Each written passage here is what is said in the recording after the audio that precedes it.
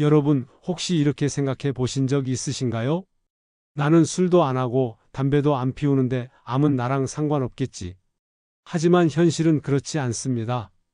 실제로 병원에서 만나는 많은 환자분들이 이렇게 말씀하십니다. 저는 건강검진 열심히 받았고 음식도 잘 챙겨 먹었는데 갑상선암이라니 믿기지가 않아요. 바로 이게 갑상선암의 무서운 점입니다. 누구에게나 생각보다 너무 쉽게 찾아온다는 겁니다.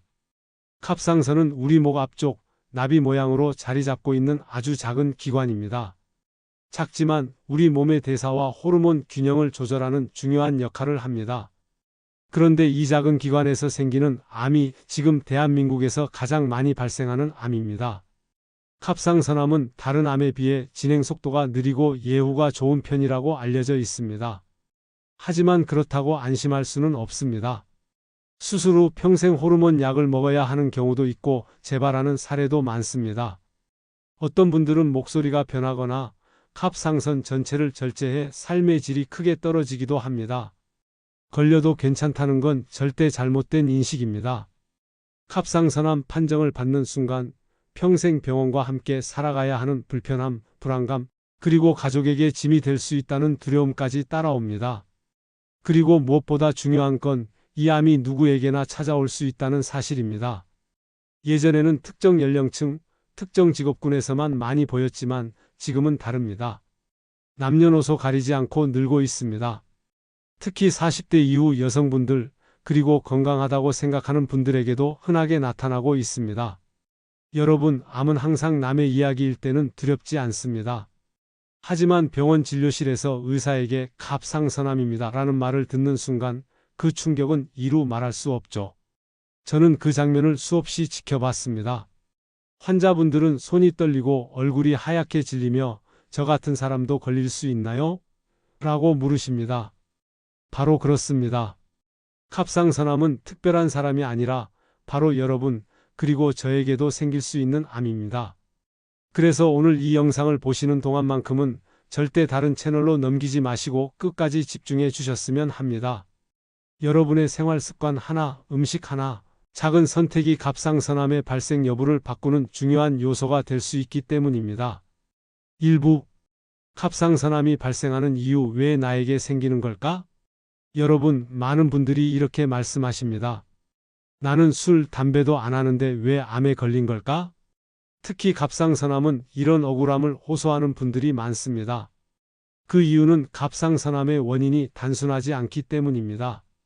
첫 번째, 유전적 요인입니다.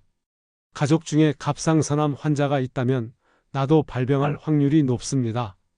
갑상선 세포에는 암세포로 변이되기 쉬운 유전자가 있는데 이게 가족력으로 이어지는 경우가 많습니다. 실제로 환자분들을 보면 우리 언니도 갑상선암, 오빠도 갑상선암이었어요 하는 경우가 적지 않습니다. 두 번째, 호르몬의 불균형입니다. 갑상선은 우리 몸의 대사를 조절하는 기관이죠. 그런데 여성 호르몬과 밀접하게 연결되어 있습니다. 그래서 남성보다 여성, 특히 4060대 여성에게서 발병률이 훨씬 높습니다. 폐경 전후로 호르몬의 균형이 무너지면서 세포 분열 이상이 생기는 경우가 많습니다. 그래서 여성암이라고 불릴 정도로 여성 환자가 많은 거죠. 세 번째, 방사선 노출입니다. 어릴 때 목 부위에 방사선 치료를 받았던 분들, 혹은 치과건강검진에서 반복적으로 CT를 찍었던 분들 중 일부가 갑상선암으로 이어지는 경우가 있습니다. 갑상선은 방사선에 특히 민감한 기관이기 때문에 아주 작은 노출도 오랜 시간이 지나면 문제가 될 수 있습니다. 네 번째, 요오드 섭취의 불균형입니다. 우리 한국인은 해조류를 많이 먹습니다. 미역국, 김, 다시마. 적당하면 좋은데 과도하게 섭취하면 오히려 갑상선 기능에 부담을 주고 암세포가 자라기 좋은 환경을 만듭니다. 반대로 요오드가 부족해도 문제가 됩니다. 즉, 너무 많아도 너무 적어도 위험한 거죠. 마지막으로 생활 습관과 스트레스입니다. 밤낮이 바뀌는 생활, 고지방 음식, 과도한 스트레스는 호르몬 균형을 깨뜨리고 면역을 떨어뜨립니다. 면역력이 떨어지면 우리 몸은 암세포를 제대로 잡아내지 못하고 결국 커지게 됩니다. 정리하자면 갑상선암은 유전, 호르몬, 환경, 식습관이 복합적으로 얽혀 발생하는 병입니다. 즉, 나는 건강하게 산다라는 말만으로 절대 안심할 수 없는 게 바로 갑상선암이라는 겁니다. 2부. 갑상선암의 안 좋은 음식과 환경 내가 모르게 쌓이는 위험. 여러분, 암은 하루아침에 생기지 않습니다.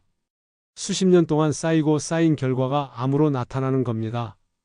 그렇다면 어떤 음식과 환경이 갑상선암을 키우는 걸까요? 1. 음식 편. 첫째, 과도한 해조류.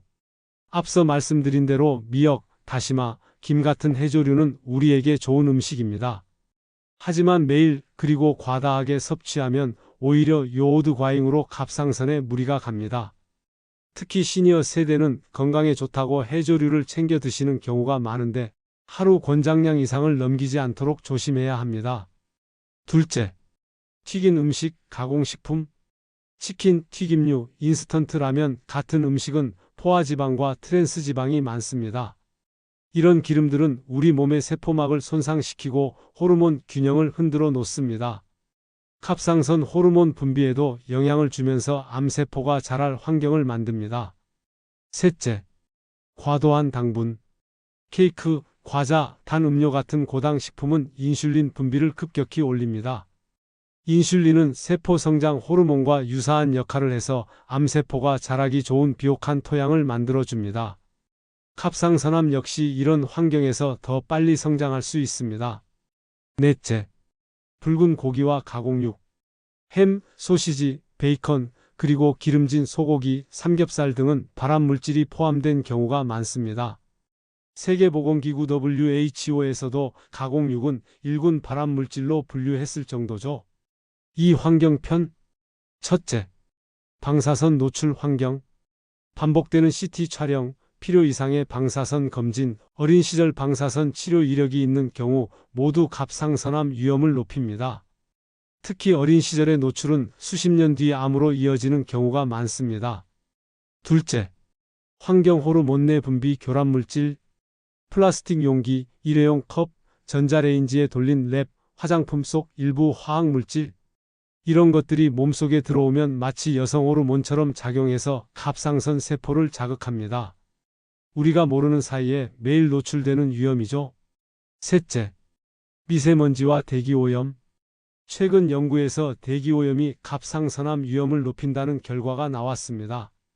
미세먼지 속 중금속이 몸에 축적되면 세포 손상과 돌연변이를 일으키는 겁니다. 넷째, 야간 근무와 수면 부족. 야간 근무자는 낮과 밤이 바뀌면서 호르몬 균형이 깨지고 면역력이 떨어집니다. 잠이 부족하면 우리 몸의 세포 회복이 제대로 이루어지지 않아 암세포가 자라기 쉬워집니다. 3부. 예방과 관리. 실제 환자들에게 권하는 방법. 제가 환자들에게 가장 많이 강조하는 말이 있습니다. 뭐가 좋다는 말만 믿지 말고 뭐가 과한지를 먼저 보세요. 예방 습관. 1. 식단 관리. 해조류는 주 2에서 3회 소량 섭취해 주세요.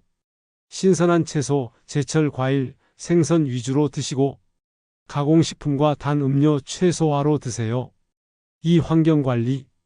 플라스틱 대신 유리, 스테인리스 사용하시고 미세먼지 심한 날 가급적 외출을 자제하시고 물은 정수기 물이나 깨끗한 식수로 마시세요. 3. 생활습관. 하루 30분 걷기. 규칙적인 수면. 술과 담배 멀리하기. 4. 정기검진. 초음파는 1에서 2년에 한 번씩 꼭 받으시고 가족력이 있는 경우는 매년 권장드립니다. 마무리.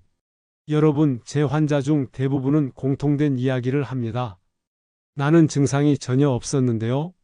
그렇습니다. 갑상선암은 증상이 거의 없어요. 그래서 더 무섭습니다. 그러나 동시에 희망적인 건 우리가 생활습관과 환경을 관리하면 위험을 충분히 낮출 수 있다는 겁니다. 여러분도 지금부터 혹시 나도 걸릴 수 있다는 마음으로 오늘 알려드린 식습관과 생활습관을 실천해 보시길 바랍니다. 그게 바로 나와 가족을 지키는 가장 확실한 방법입니다. 이번 영상이 도움이 되셨다면 구독과 좋아요 부탁드리고 앞으로도 여러분께 꼭 필요한 건강 정보를 전해드리겠습니다.